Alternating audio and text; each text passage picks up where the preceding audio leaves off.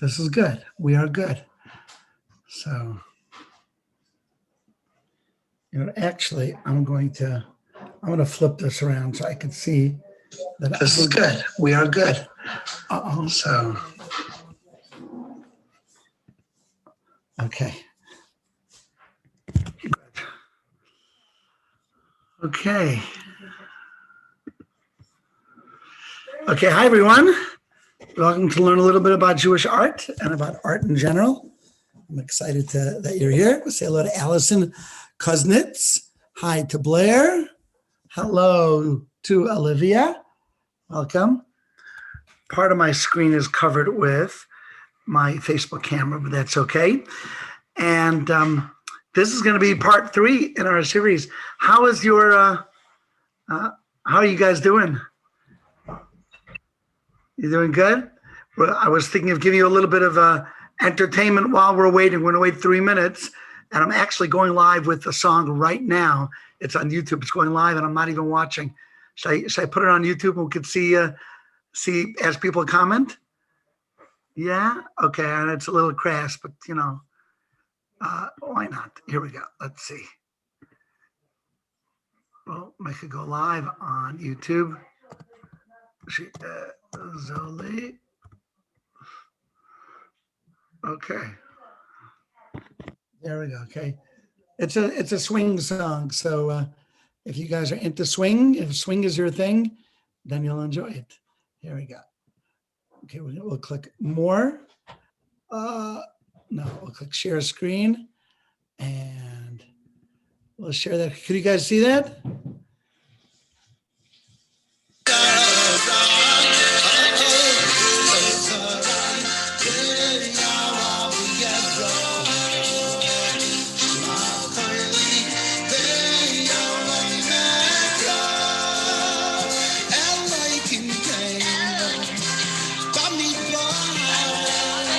It's old-fashioned, like me.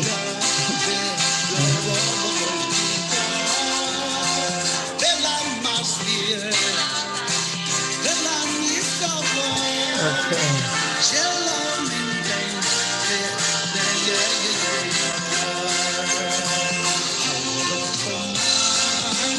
Want to do something like with a saxophone and a tuba.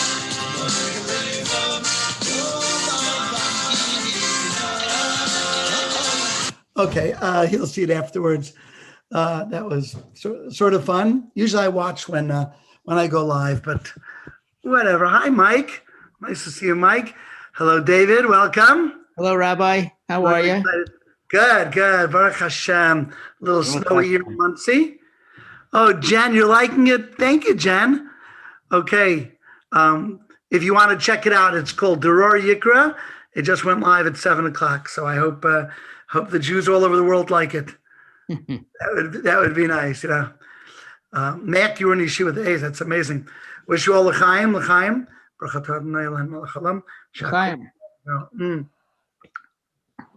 That's good stuff. I got a little called Nana tea.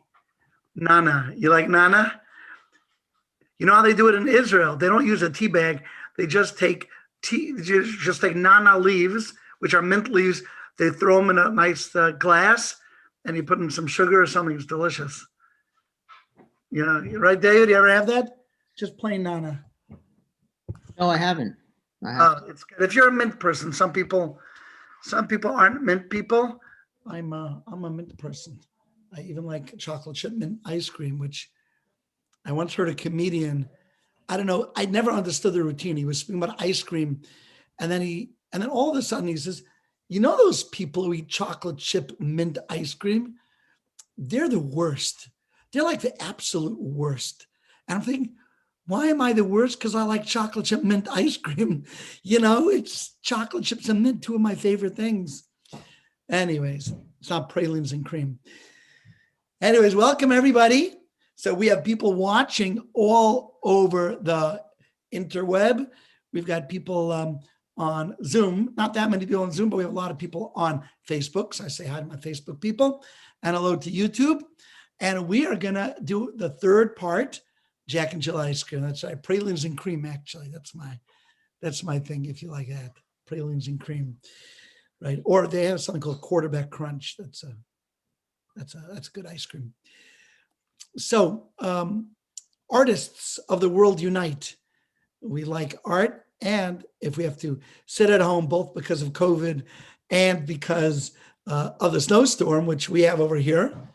And if you don't live in Texas, because if you live in Texas, then you're so cold and there's no light. Poor guys. We're going to say a special prayer for those in Texas, because honestly, it is not a joke to be without electricity. Every time it happens, I say, I must get a generator. Like, it's worth the money for those days. And then I never get it. And then once again, there's a outage and I say, I must get a generator, and I just never get it. So God willing, I'm going to get a generator. Hi, Jennifer Taub. Liking your tie-dye. Did you make it yourself? Thank you. Did you make it yourself, Jen? No, I didn't. Fun fact, though, I actually made my first tie-dye shirt this summer at camp. That is a fun fact. Wow. It's really nice to make tie-dye. And they charge a lot of money for real tie-dye. It's like an expensive thing. Anyhow, so we are going to speak. We're going to go a little bit into what makes art investable. We're going to be speaking a little bit about the beauty and majesty of Jewish art. And then around 7:30ish, we have a Jewish artist who is really becoming more and more well-known in the Jewish community and the community at large. Her name is Esti Kiss, Kiss. What a great name, right? And Esti is going to be coming live. We're going to show some of her stuff, and then she'll speak to us about her process, because a lot of it is about the process. So let's speak a little bit about art. Now, I'm going to make this a little bit interactive. And I'll ask you, especially if you happen to be on our Zoom, and if you want to get on the Zoom and you're watching on Facebook, all you need to do is click on that link, and you can you'll sign up, and it'll send you a way to get on the Zoom, or you can go onto my Facebook profile if you and I are Facebook friends, and there's a direct link to the Zoom there. So then you don't have to sign up. Fun fact.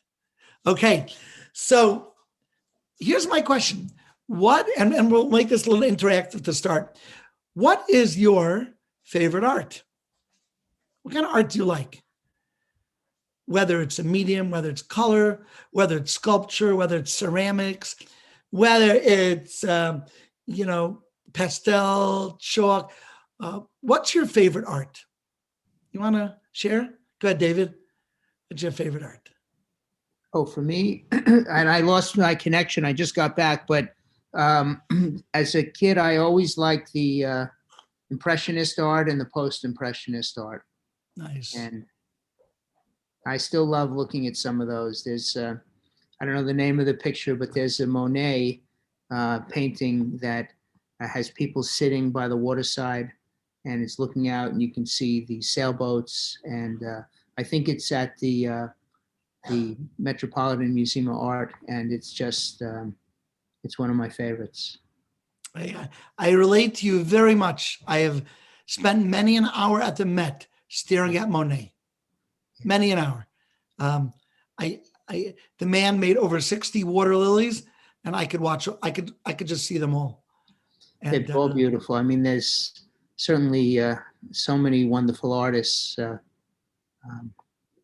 Those I was taken with when I was young, in particular. Nice. Jen, what do you got? Well, regarding the water lilies, I was watching a TED Talk yesterday with the people from Hillel at CSI, but the TED Talk was about I can't think of the word right now, but if you focus on one water lily and cover one of your eyes, you'll see it the way that Monet saw it. Really? He had a problem with his eyes. Interesting. I learned that yesterday. Very interesting. I like colors. Like, I need colors. I'm not a black and white kind of person. I just need colors. I don't know if it's because I have ADHD or what. No, nothing like that. By the way, if you're watching on Facebook and you want to chime in, you could just put it in the comments and I'll mention what your comment is, what your favorite art is. Jen, I don't know how much we're going to get into it, but art is cyclical, means it goes in cycles. And the cycle today, where we're up to, is color. Color is in. And it's in such a almost a brazen way, but like it's like color. And if you want those pastel tones, Monet would not sell so much today. People just really want something that screams. And it's just between you and I, it's not my favorite. It really isn't. I like the classical. I like the muted images and the shadows and the tones. That's my preference. But again, I'm over 50, so that the colors hurt my eyes. No, I'm kidding. But yeah, today people just love color. And one of the reasons they love color, and people are buying color in art galleries much more than the other stuff, is because the palette for home decorations today have become very, very, very neutral. Neutral is everything. When I grew up, it was an obvious thing. You built a house, you put wallpaper on the wall. You only paint a basement, but a nice dining room gets nice wallpaper. And if for whatever reason you didn't put wallpaper, you would paint in nice colors. Today, maybe thanks to HGTV or something, no, neutral, white or off-white, or as my daughter says again and again, no, grayish. You heard of grayish, right? It's like beige and gray. It's called grayish. Everything's got to be like, even behind me, that's sort of a grayish. It's a little bit more bluish than grayish. And when you paint everything grayish or white or off-white, then you need something to make your walls pop. So color is in. So that's my theory why today. But I'm waiting, just like I waited for fat ties to go out and thin ties to come back in, because the fat ties just make my belly look big. I'm waiting for colors to go back to bazooka gum and give me like the real classical stuff, Okay. Anyone else? Olivia, what's your favorite kind of art? I'm partial to photography. Oh, there we go. So I think I mentioned this last time, Roman Vishniak, when we first came. There's actually one at auction right now. Roman Vishniak was a fellow who went around taking pictures before the war, and his pictures hang in the Museum of Photography, the entire collection. Very important. And of course, there was Ansel Adams, known, right? Ansel Adams, that whose originals are worth a mint, worth a fortune, because he was able to document early Americana, or really early American frontier. Okay, very cool. Renaissance art. Allison likes Renaissance art. Okay, there we go. Now we're talking. Like, give me a cherub or two, right? Give me something beautiful. Okay, what about Nicole, Alexander? Alexander, you have a favorite art? No? Okay, if you do, just like put it in, or maybe you put it in the chat. I didn't even check. Okay, oh, there we go. Nicole put printmaking. Wow, printmaking. That's really cool. Printmaking and 17th century Dutch oil paintings. Wow. Okay, Nicole, you're an old soul like Olivia, right? You like Bruegel, right? The old stuff. I love it. Okay. So Vermeer, very nice. Okay. So we say, when it comes to art or even taste in Hebrew, al tam v'reach ein lehitvakeach. That's a great saying to know. Al tam v'reach, on taste and smell, ein lehitvakeach. You can't argue. So I can't say this is beautiful and you say it's ugly. That's your taste. This is my taste, right? They say there's no accounting for taste. So even if somebody says, I like that splotch on the wall, I have to remember, my kids remember the name, once gave a talk about an abstract artist that really, really looked like nothing, like an unfortunate accident. $15 million, 20, like, why?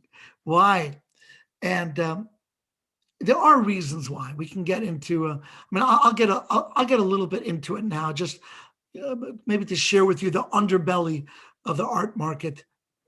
I think it's important to know, because why is it that there are a lot of artists that are incredibly talented and they don't have a clientele? A lot of artists.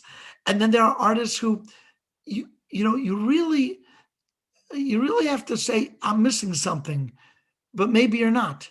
Maybe, as Hans Christian Andersen said, maybe the emperor actually has no clothing on and everyone is being duped.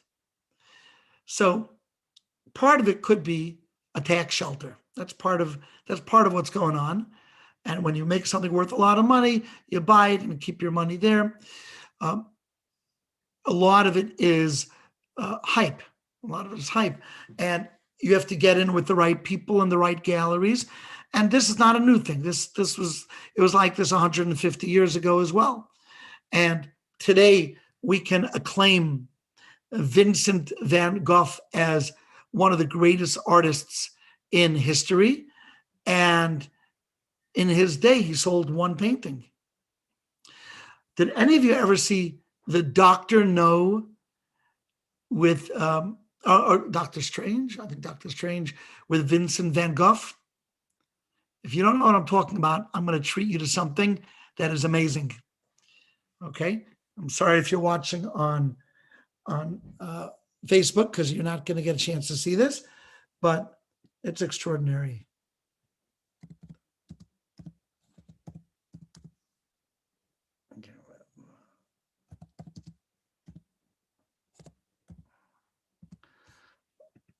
So the man's name was Doctor Who, actually. And here we go. And Doctor Who, this is actually an English television show, and I did not watch one single episode. I bumped into this, and I've made speeches about this. And essentially, Doctor Who is a really interesting fellow, and he is able to time travel in a old-fashioned English telephone booth. Don't ask. Television, right? But in one episode, near the end of the episode, he has an interaction with Vincent Van Gogh. And at the end of the episode, he decides to treat Vincent Van Gogh to something extraordinary.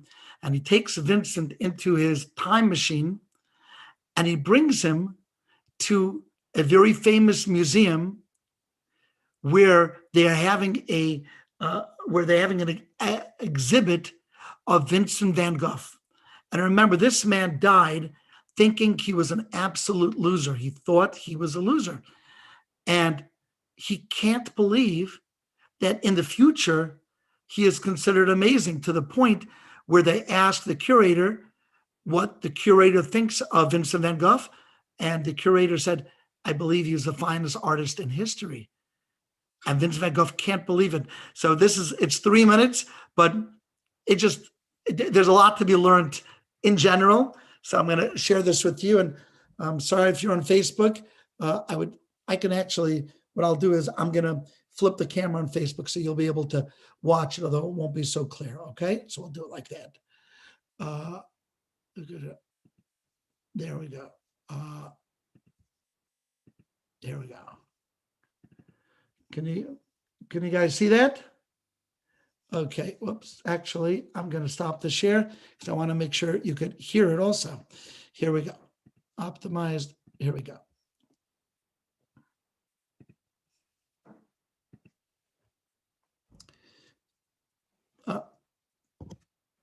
Where are we? Paris, 2010 AD, and this is the mighty Musée d'Orsay, home to many of the greatest paintings in history. Oh, that's wonderful. Ignore that, I've got something more important to show you. Take all your chances while you can. Never know when they'll pass you. Man with the red beard is Vincent Van Gogh. That's what he looked like. Like a summer mathematician cannot solve. Like me, trying my hardest to explain.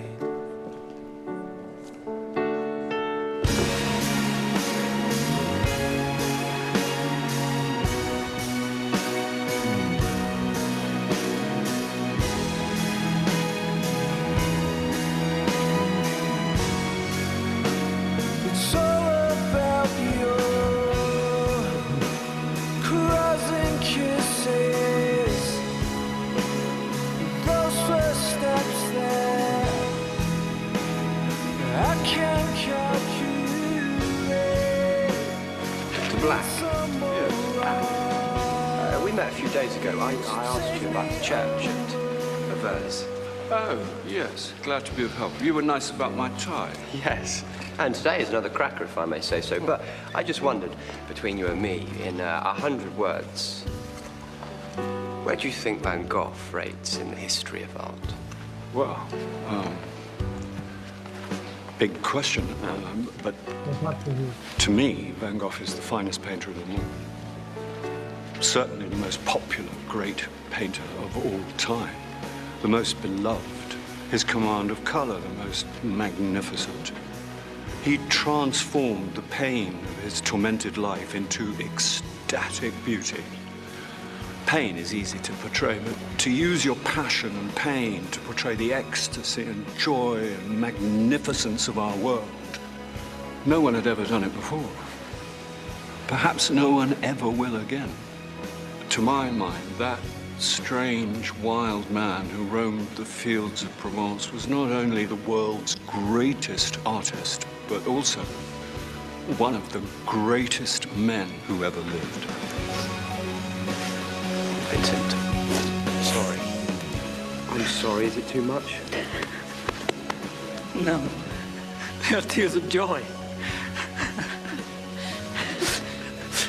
Thank you, sir. Thank you. You're welcome. You're welcome. Sorry about the beard. It's all about your crossing kisses. It's all about you. Okay. So there's actually what to be learned from that. It's a very, very touching scene. And a lot of artists who in their days were not considered successful. And then all of a sudden, you'll go forward in history and his stuff is worth $200 million. And he never was able to appreciate, or he never got the rewards for his work. People's tastes do change. And sometimes artists that go for a tremendous amount of money now are not going to be worth much in the future. In the end of the day, with some exceptions, skill usually reigns supreme. With some exceptions, especially in the last century, there have been those who have benefited a lot from pop art, and you wonder how much skill is involved. So I want to share with you, I'm going to make this a little bit Jewish, and I'm going to share with you a beautiful, beautiful idea.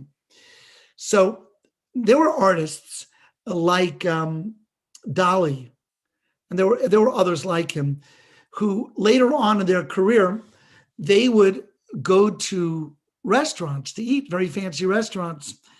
And then when it was time to pay, so he would introduce himself if they didn't recognize the mustache. And he would say, look, I can pay you the $65, but if you would like, I'm happy to draw you a sketch on a napkin, and I can give you that instead. Now, a smart restaurateur would ask for what? The $65? No, not really. I mean, maybe they would know, maybe they wouldn't. But today, if you have a sketch, maybe not sure about on a napkin, perhaps on a piece of paper, if you have a sketch from a Dali, and he put 3 minutes, not 10 seconds, 3 minutes, you're talking easy $25,000. Easy. So to take $65 for the steak. Now, here's the question, and this goes to the heart of not just Jewish art, but all art. I'm looking at this sketch, and I have owned a Dali sketch. A great story. I found it in a stack of that I bought a lot in auction, and it was like 75 prints, and in there was one sketch. It was a very nice story. Baruch Hashem for that. It was many years ago, and of course, you have to make sure it's real. But you look at the sketch, you say, I can do that. Like that, I can do. So why is what that person made worth so much money and what I made worth nothing? What's the difference between what they made and what I made? And the answer is the signature. The signature. Now, I'm simplifying because if all Dali would have made all of his life were sketches like that, he would be worth nothing also. But he made some extraordinary art. And so when he made something that's not necessarily extraordinary, but it's got his signature to it, it becomes worth a lot. The signature is what's worth a lot. Okay? I want to speak to you about human beings for a moment. We say a pasuk every day in our tefillah, in our prayer. And it says like this, Monem ispar la'kochavim. The Almighty gives names to stars. I'm sorry, one pasuk before. Bone Yerushalayim Hashem. The Almighty, we want you to build Jerusalem, to rebuild it. Nidche Yisrael Yechanes. We want those who are far flung from Judaism to come back. This is our prayer to God. We say, rebuild Jerusalem, bring the Jewish people close. I just saw a study today where 80% of Jews in the diaspora want to have little or nothing to do with their Judaism. 80%. It's not a car wreck, it's a train wreck with one train hitting another train. So we say, God, help Jerusalem be rebuilt. Help the Jewish people come back. But then you have to look at the next words. The next words are, Harofelu shvurei lev u'mechabesh la'atzlasam. God says, you want me to rebuild Jerusalem? You want me to bring back the Jewish people? Don't forget, there's something that's very important to me. I'm a rofei l'shvurei lev. I'm the one who heals broken hearts, and I gather in their sorrow. Says the Almighty, you want me to go to bat for you? You go to bat for your fellow friend. Heal broken hearts. Gather in their sorrow. Be there for them. It's in the same verse. It's in the same verse. So, how do you do that? How do you heal broken hearts? It's a big deal. So you have to look at the next verse. The next verse says, Monem ispar la'kochavim. The Almighty gives names to stars. Every star has a name. Now, how many stars exist in the universe that we know, the known universe? So the answer is about 10 to the 23rd, right? That's a lot of stars, 10 to the 23rd, right? That's more stars in the heavens than there are grains of sand on earth, including the bottom of the ocean. So many stars, 10 to the 23rd.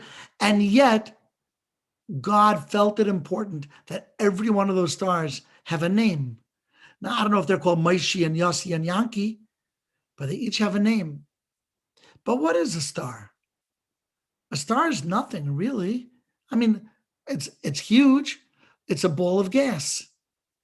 It's just, it's just, hydrogen becoming helium. It's just nuclear fusion. That's all it is.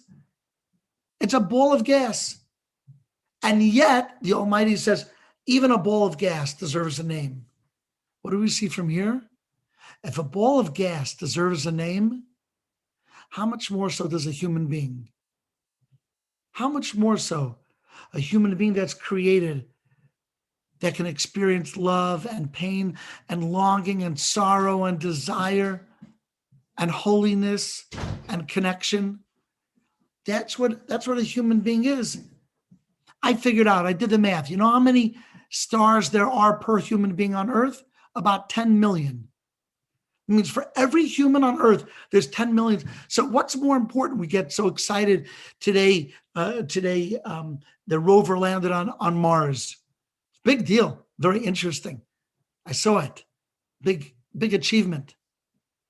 Mars is a piece of rock. Maybe they'll find organisms, maybe they won't.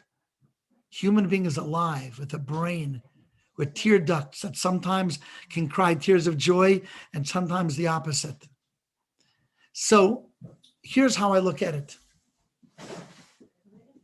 If a star is so important that it needs a name and it's nothing, what about a human being? Who made a human being? The Almighty did. So if that's the case, I get really excited when I see a napkin with Dolly's signature on it. You know which signature is on a human being? God's. God signed his name. Hashem signed his name to every human being. The artist's name is imprinted on every person who is watching the Zoom, who's watching on YouTube, who's watching on Facebook. Hashem signed his name. You are the greatest work of art. As a matter of fact, if you were to want to, who said they're into photography? Olivia, okay? You know that there is nothing more beautiful in the world than the little and telling wrinkles of an old man's face, of an old woman's face. Just get a close-up of that face. Just frame that. You'll see history. You'll see victories. You'll see defeats. You'll see everything. What's more beautiful? There's no sunrise, no sunset. Nothing's more beautiful than a human being. So this leads me to a story that I'm going to share with you. And then by then we're going to have our guest artist on. So there's an artist that we're going to speak about next week, whose name is Rafaeli. His name is Tzvi Rafaeli. Now, Esti's right here. Hi, Esti. Thank you for coming on. Okay, we're going to wrap up the story, and then we're going to have you speak. Okay. So Tzvi Rafaeli, whatever he is, probably considered the second or third generation Israeli artist. He taught in Bezalel, and his art has steadily gone up, and it's always up for auction. Very good artist. He lived in Florida and California and New York and Israel, and born in Egypt. And Rafaeli, I used to collect them, and so did a number of people in California. And this very wealthy family that I became very friendly with, they had ordered Rafaeli stained glass windows. And they went on to higher art afterwards, and the glass windows they ordered were very large. And for whatever reason, they kept it in their backyard. And it was there year after year until slowly but surely it sunk into the ground.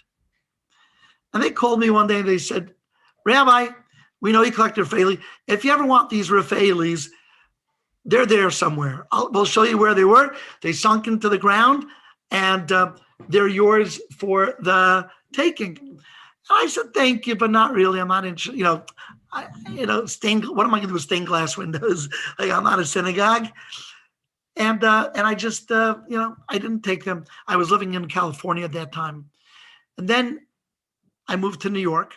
And the year after I moved to, maybe it was 2 years after I moved to New York, I was officiating at a wedding back in California, my old hometown. And I thought to myself, I wonder if they're still there. I wonder if they still want to give them to me. So I rang the family and they said, yeah, they're still there. And if you want them, they're yours. So I was there a few hours before the wedding. So I hired a few people that I found. We got some shovels and we began digging in their backyard, these wealthy people. And sure enough, exactly where they thought it was, we began to dig up these massive Rafaeli stained glass windows. And we pulled them out gently from the ground. And they were filthy. They were dirty. They had grass and weeds and worms and dirt, just awful. So I took a hose, I had a hose, and I schlepped it to the back, and I began to water down these stained glass windows. And as the water hit them, and as the worms and the grass and the weeds went trickling down, and the light shone through, I saw they were masterpieces. They were beyond. I said, "You sure you want to give them to me? They're yours." I said, "Okay." I took them home. I created the shadow boxes that would showcase the light. They're worth about 60,000 each. They're very expensive, and I found sort of their twin counterpart in a yeshiva that my son now goes to. So I went to visit him. I took a picture. Like, they're the same ones, except different subject matter, same size. So someone said to me, when you first pulled them out of the ground, and they were so dirty, and they were full of these weeds, what made you think that they were beautiful? Why did you even bother at that point? And I said to them, I'll tell you why. Because they said on the bottom, Raphaeli. That's why I bothered. Sometimes people are covered with dirt and weeds. They're covered with their history that makes them look unsavory. As we say in Yiddish, a schlepper. And we don't want to have anything to do with them, and for sure not try to heal their broken heart, because they look like they belong in the ground. And all you have to know is just look at who signed his name to this person. It's still Hashem. All they need is a little bit of water to water down their persona, their ego, their self-esteem, a little bit of love, and you'll see that light is going to shine through, just like it shined through the Raphaelis. We're so excited when an artist signs their name. We should be much, much more excited that the Almighty inscribes his name to a human being, and try our best to heal their broken hearts. So that's my thought, my Jewish thought about Jewish art. We're really excited that Esti's on. Hi, Esti. Hi, how are you? You're a legend. You know that. You're very sweet. Not really. Well, no, you are. First of all, we share at least two things in common besides the love of art. First of all, your husband. You know about your husband? Yes, he's awesome. Yeah, he's awesome. I produced his song, and it's my composition, right? Yeah, that's right. It's a really long time ago, right? It was long, 22 years ago or something. And your brother was my assistant choir director in Camp Raham, Maishi. Oh, it's so funny. Okay, I got it. You got it? Yeah, So very funny. you're probably also musical, right? No, but my kids are crazy musical. Really? I just have a very good ear, but I can't do anything. But my kids are, they sing, violin, guitar, piano, everything. Oh, wow. Yeah. Okay, we have to talk. Yeah. You know, They're very many talented. stars. Yeah, Okay, so we're really excited to have Esti on. Esti is a prominent artist in the Jewish world. Is this genre of Jewish artists who just really are quite professional. Maybe you could tell us your background in art. Yeah, sure. So I always loved doing art. It was something I always did as a kid.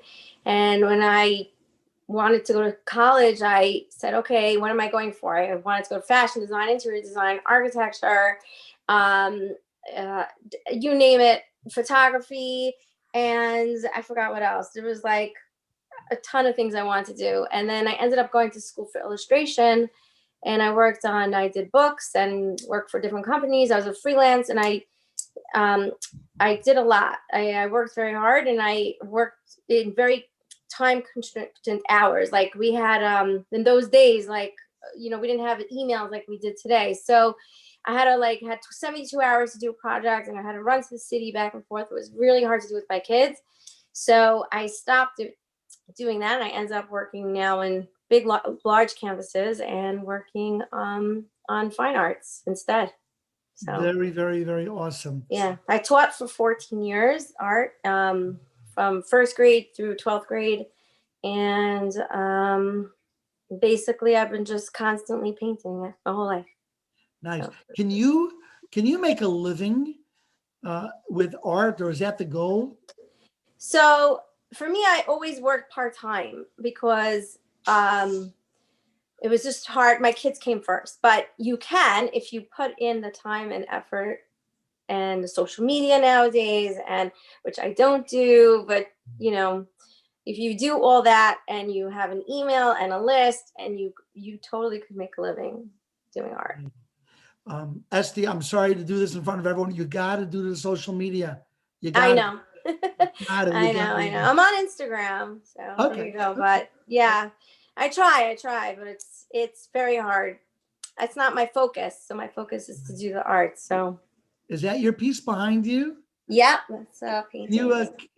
Can you? That's humongous. How Yeah, big? it's pretty big. I can't really move it right now, but yeah, let me move this pillow. It's yeah, it's like a big piece. It's a big art. It's stunning. Thank you very much. Okay, An we're oil gonna pull up a few of your pieces, Sure. and if you want to speak a little bit about them, then we'll take some questions about this, and let's have a good time. Okay. We're Sure, gonna no problem. Okay, share the screen. 1 second here. Okay. We're sharing our screen. Okay. So let's begin with a classic. Okay, what do we have here? The Kotel? Can Okay. you click on it? Yeah. Do you not see it? No. Oh, okay. Hold on 1 second. Let me make sure that nothing else is open, because you should be able to see it. 1 second. Oh, this is why. Okay. Oh, okay. Here we go. No, you didn't see it yet. Okay. Share screen. Okay. Can you see it now? Yeah. Okay. So when I saw this painting, it jumped out. The shading of every brick is totally different. And I almost want to believe, and you can tell me if I'm wrong, that you tried to depict every brick the way it actually is. Am I off? You are correct. Each one has its own like little story to it.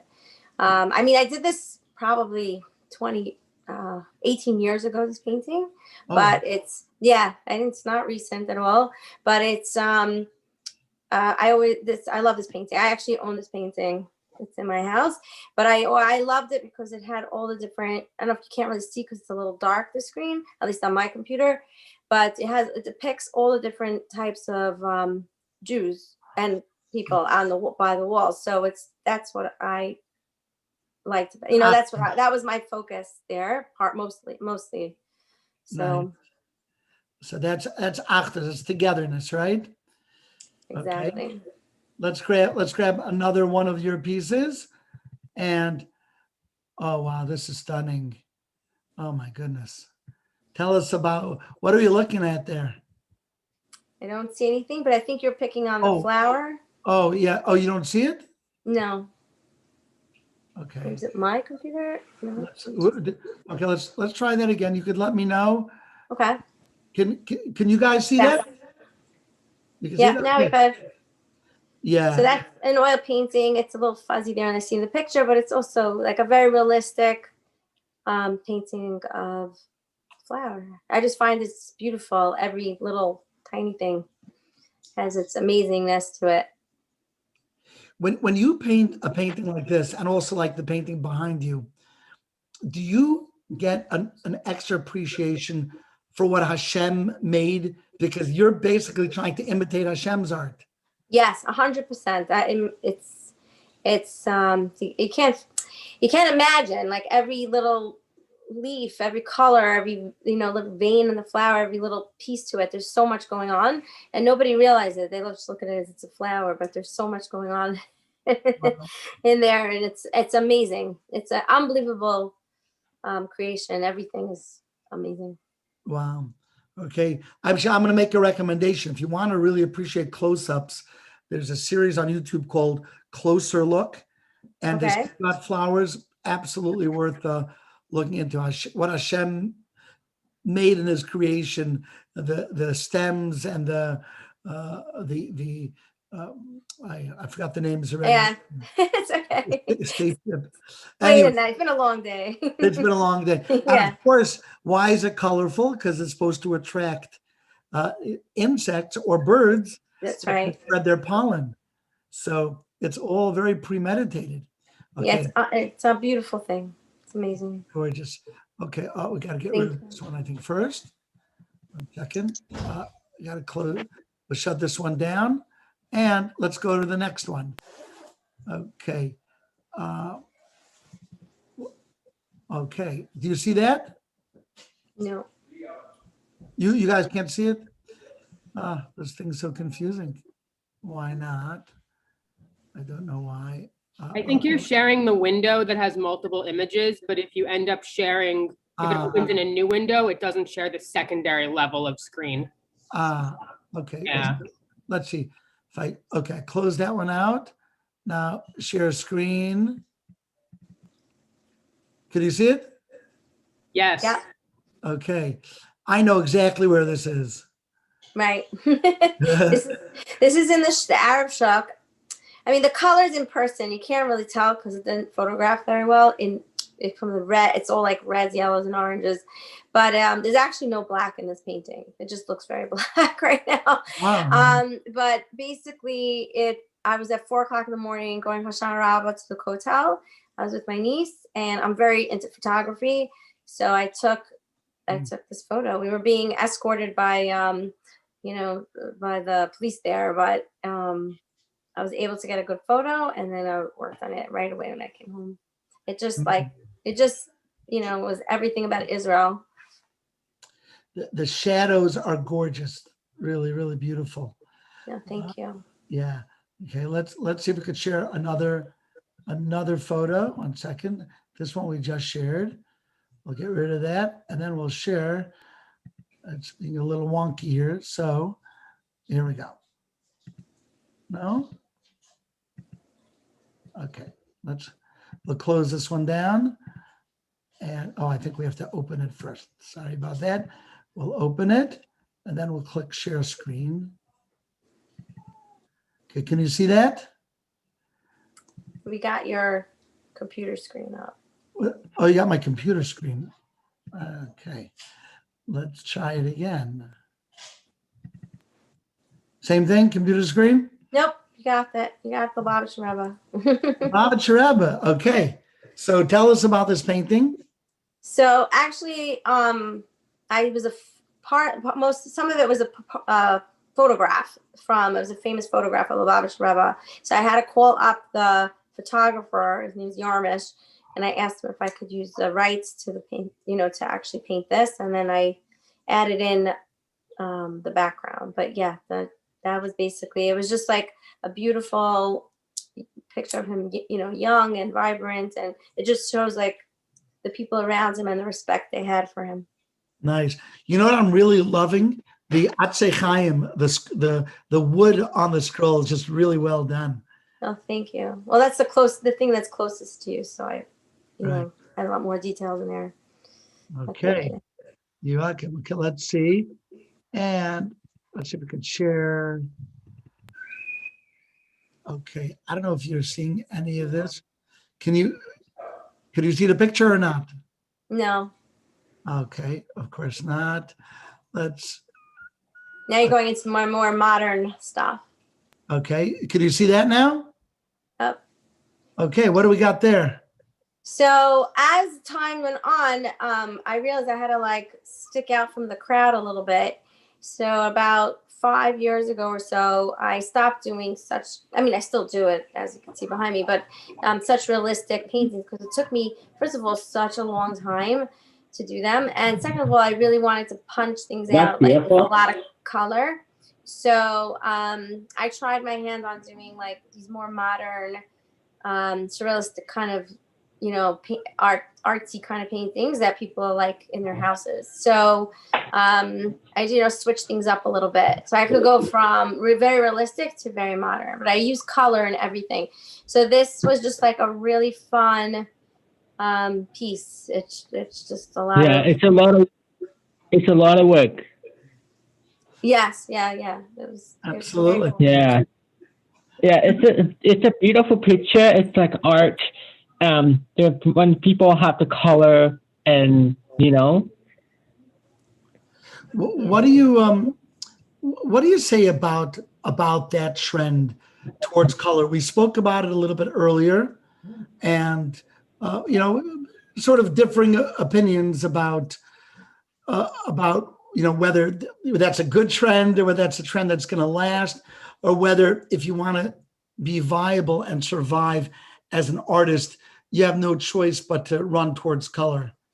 Well, honestly, the trend in people's houses went from being very colorful to being very gray.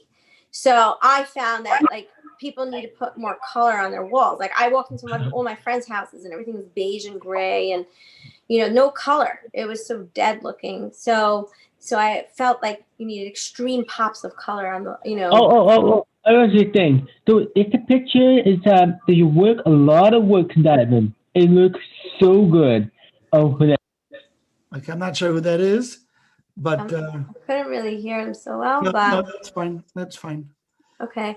So and then I did a lot. I find that a lot of people like the Jewish star, the symbol of it, because it symbolizes your protection and strength, and there's a lot of different things that have to do with it in Kabbalah, but I don't really know that stuff. But it's supposed to be like a shield of protection. So a lot of people like having that in their houses. So that's, if you see, I have it as like a little bit of a whole bunch of them with the Jewish star as a theme. It's beautiful. The colors are beautiful. The colors swim. They swim inside, and it looks like they dried while they were in the middle of swimming. Thank you. You're welcome. Thank you. Let's do one or two more, can we? Sure. Okay. This is another more, I would think, another more modern piece. Let's see what you have to say about this, okay? Okay. Okay, part of it's kind of, okay, so basically at the time when I painted this, there was a lot of anti-Semitism going on in the world.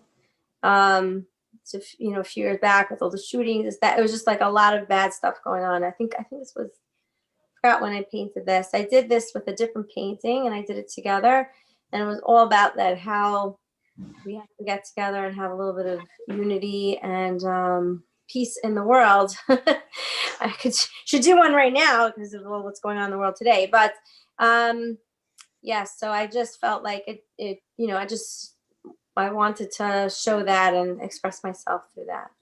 Beautiful, beautiful. Now I see you did a few rabbis as well.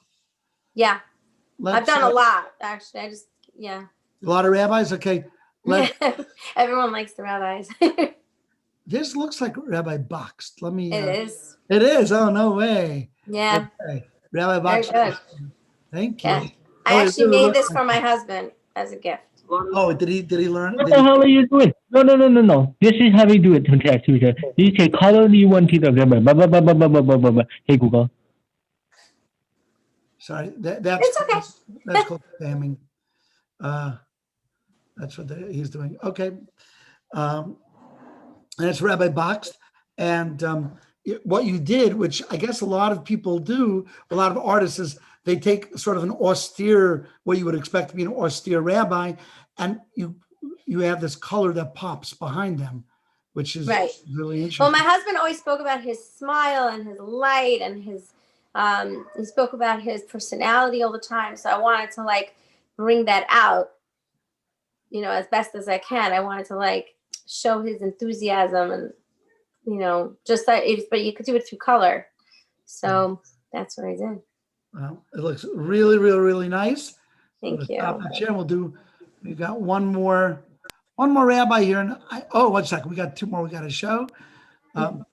Tell us if you will, about this piece. Now, this is something totally different. Totally different. As you can see, all the Jewish stars, symbols. But I made this also, again, a little bit more modern. And I just had fun with it. I just really had a good time with it. I put a little gold leaf. I just love the contrasts and the design of it. That's why I just wanted to have fun. How long did it take you to make such a painting? I don't know, because I usually tell people give me a month, and then I usually could do a painting during that time period. I just don't usually count the hours as I'm doing them. Usually I have some kind of cheshbon, but this one I did for because I wanted to do it, so I didn't really count the hours. But probably, I don't know, 60 hours. Probably I would give it or take. It's a stunning piece. It's really stunning. A piece like this, do you frame this or it's a stand? So my canvases are wrapped around the sides. I usually do those. So I don't personally frame them, but if someone buys them, then they have the option if they want to frame or if they don't want to frame. Because some people like it, some people don't. Right. Okay, beautiful. We'll do one more. Sure. We'll do one more. Let's see what we have here. Oh, I'm sorry. I always have a hard time with the one more thing. Okay. No, a second. Let me open it first, so it will certainly let me showcase it. Here we go. Okay, this is really stunning. Okay. So last year I did, I had some gallery show in the city. So I did, and in Florida. So I did a series of these flower paintings. Also, I went a little more modern instead of doing this realistic look. And this is also, it's all like, it's 3D, it's very textural also. It's like very thick. I worked it up very high layers.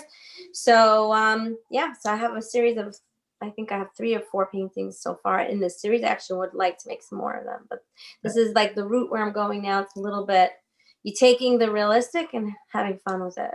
Esti, this may be my favorite. Oh, thank you so much. It just pops. The background, the it's not blue. What's the name of the? Oh, someone on Facebook just said, "Oh my, whatever, I want it." Just go to Esti-Kiss-Davis.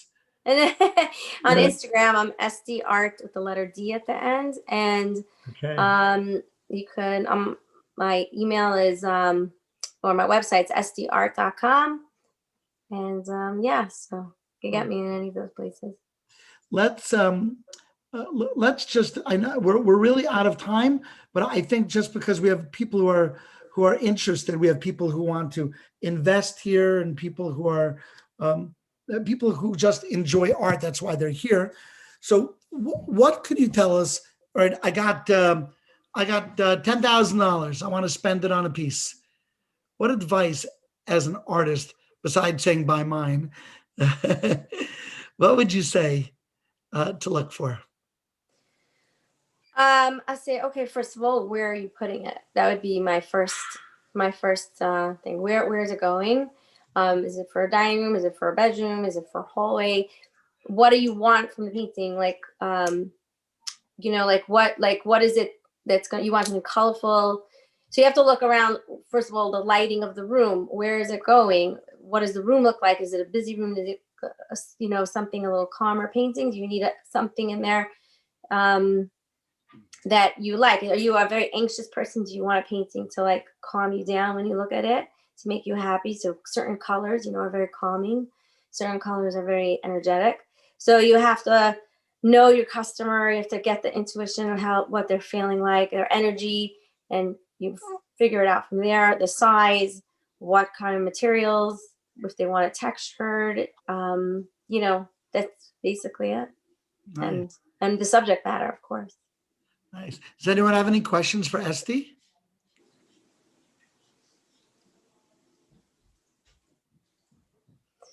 All right. Well, I have one more question for you.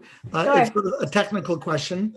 So light on a painting, do you recommend the harsher white lights or the warmer yellow lights in terms of keeping the integrity of the painting intact?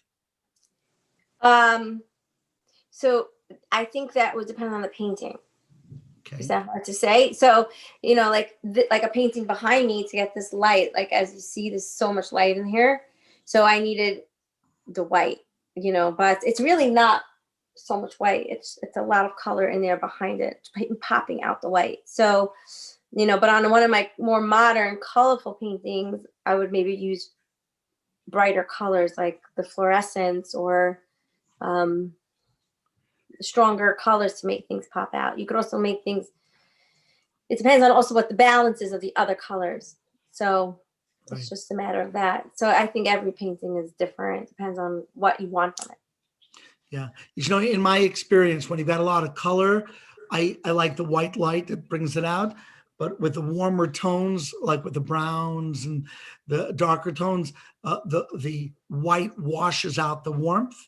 So that's for sure. So on the painting of the men, let's say on Hoshana Rabbah, walking to the Kotel, that painting, there's no white in it. There's no white and there's no black in there. It's all color. So and you got the light through the color. Excellent.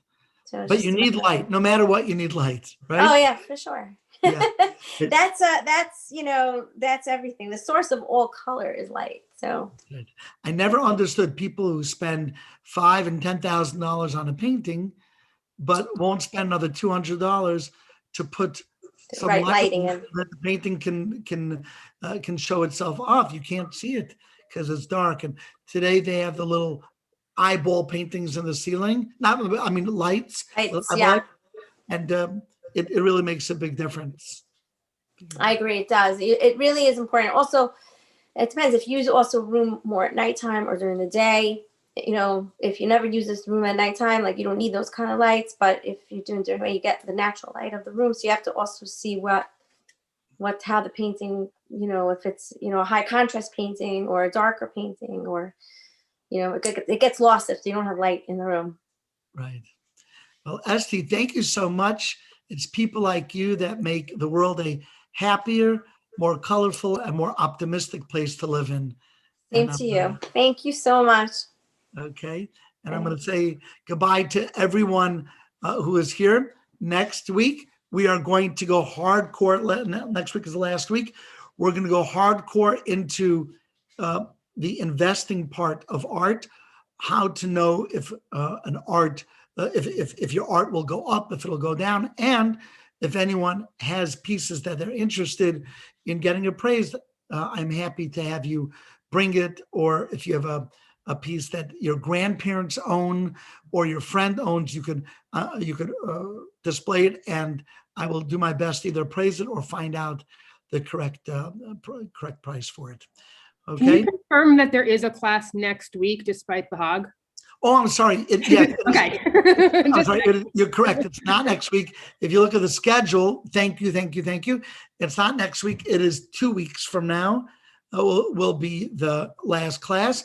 Next week on Thursday night, we will be reading the Megillah because it's Purim. So no art, unless you have an illuminated manuscript of a Megillah, which is another kind of art. Okay. You say goodbye to everyone. Shabbat shalom. Shabbat shalom. Take care. Thank you, Rabbi. You're welcome.